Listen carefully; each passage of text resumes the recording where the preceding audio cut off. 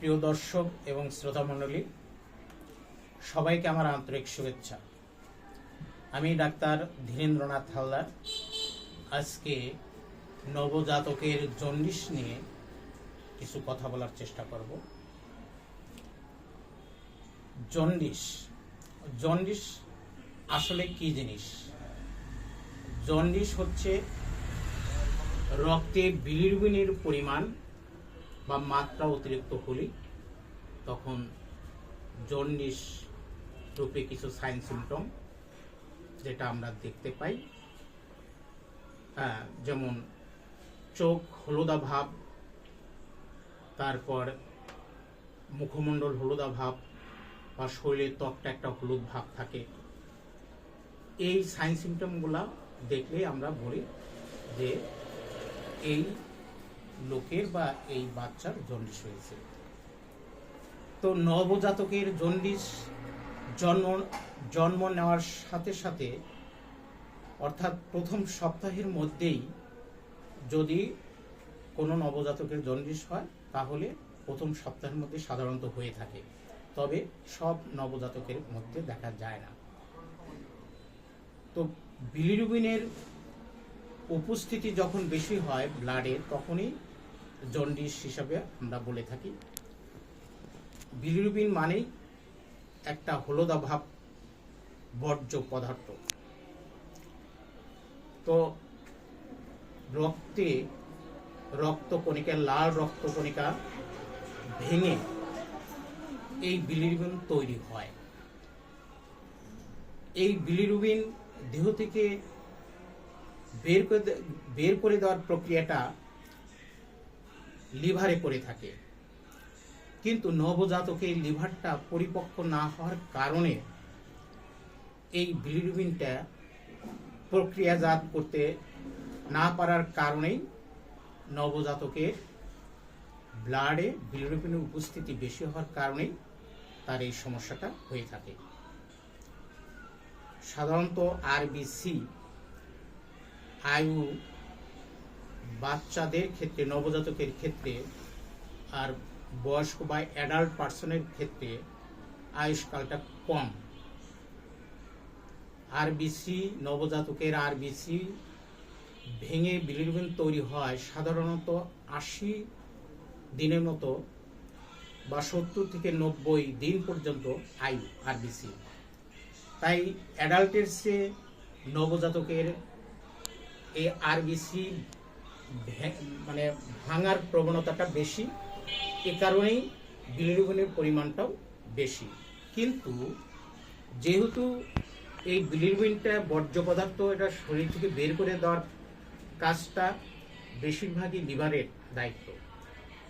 অন্যান্য অর্গানও করে, কিডনিও কিছুটা করে, গল ব্লাডারের কিছু দায়িত্ব আছে, তবে বেশিরভাগ দায়িত্ব হচ্ছে লিভারে।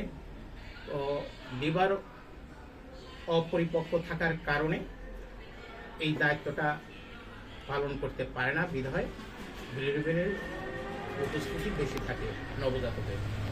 তবে যে নবজাতক দুধ পান করে মায়ের, তখন কিন্তু বিলিরুবিনের মাত্রা কমে যাবে, কারণ বিলিরুবিনটা দুধ পান করলে ডিহাইড্রেশনটা থাকে না।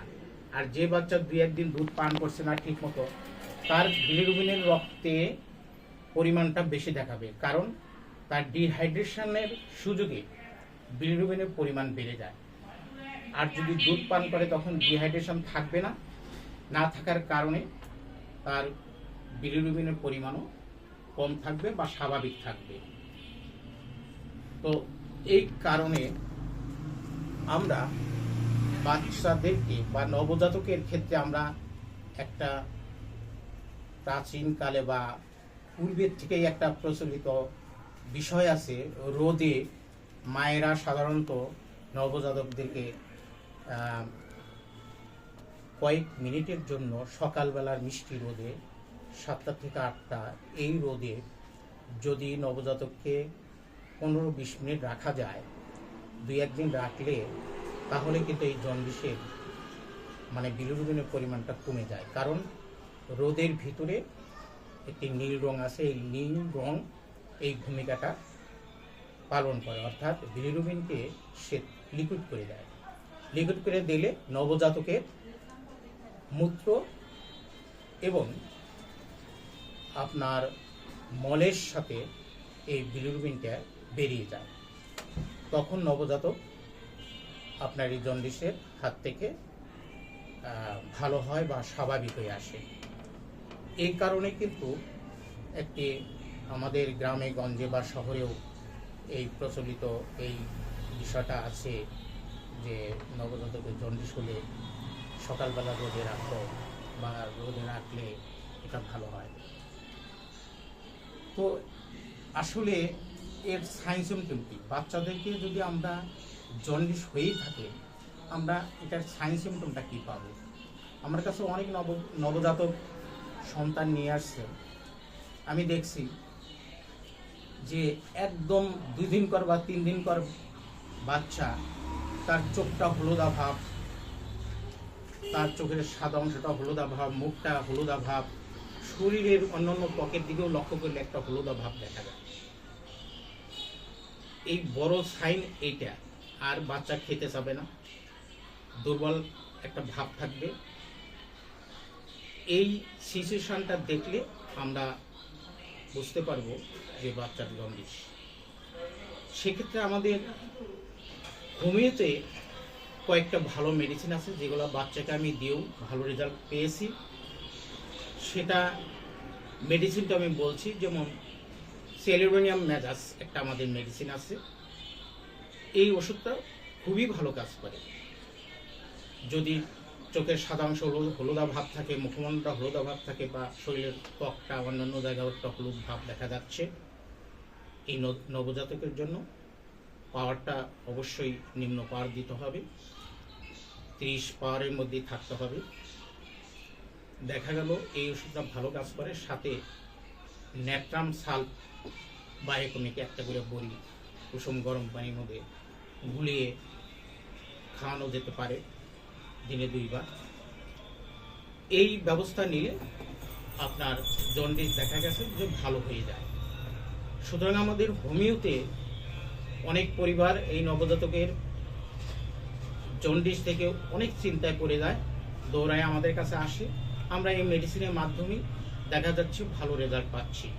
আরও কিছু মেডিসিন আছে যেগুলো সাইন সিমটম দেখে ওষুধগুলো দিতে হয়। যেমন বাচ্চা যদি প্রচণ্ড কান্নাকাটি করতেছে এবং জন্ডিসের ভাব আছে, তখন ক্যামোমিলা নামে আমাদের একটা মেডিসিন আছে, লিভারের উপরে ভালো কাজ করে। তো জন্ডিস তো লিভারের উপরই একটা, লিভারের সমস্যাজনিত কারণেই সাধারণত জন্ডিস দেখা দেয়। তো এই ক্যামোমিলা অ্যাপ্লাই করতে হবে নিম্ন শক্তি। আপনার আছে নাক্সভোম। নাক্সভোমটা আপনার সাইন সিমটম যদি হয় নাক্সভোমের, তাহলে আমরা নাক্সভোম দেবো। কার্ডোয়াস মেরিয়ানাস একটা ওষুধ আছে, সেটা সাইন সিমটম হলে তাহলে আমরা সেই মেডিসিনটা দেবো। লাইকোপোডিয়াম আছে। তো এই সমস্ত ওষুধগুলা জন্ডিসের জন্য ভালো কাজ করে। তো জন্ডিস নিয়ে, নবজাতকের জন্ডিস নিয়ে আমি আপনাদের সামনে 2-4টি কথা বললাম। সবাই ভালো থাকবেন। আমার যদি আমার বিষয়টি যদি আপনাদের ভালো লাগে, সবাই লাইক করবেন এবং শেয়ার করবেন, যাতে ভিডিওটা অন্য দেখেও নবজাতকের এই জন্ডিসের বিষয়টা বুঝতে পারে, সচেতন হয়। সবাইকে আমার আন্তরিক ধন্যবাদ।